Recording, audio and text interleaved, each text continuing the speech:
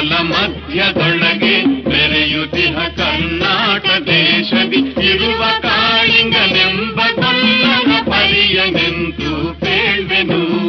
ಎಳೆಯ ಮಾವಿನ ಮರದ ಕೆಳಗೆ ಒಳ್ಳಲನೂದುವ ಗೊಲ್ಲ ಗೌಡನು ಬಳಸಿನಿಂದ ಕುರುಗಳನ್ನು ಬಳಿಗೆ ಕರೆದನು ಹರುಷದಿ.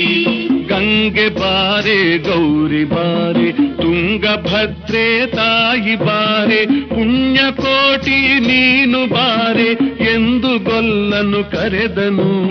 ಗೊಲ್ಲ ಕರೆದ ಧ್ವನಿಯ ಕೇಳಿ ಎಲ್ಲ ಹಸುಗಳು ಬಂದು ನಿಂತು ಚೆಲ್ಲಿಸೂಸಿ ಹಾಲು ಕದೆಯಲು ಅಲ್ಲಿ ತುಂಬಿತು ಬಿಂದಿಗೆ.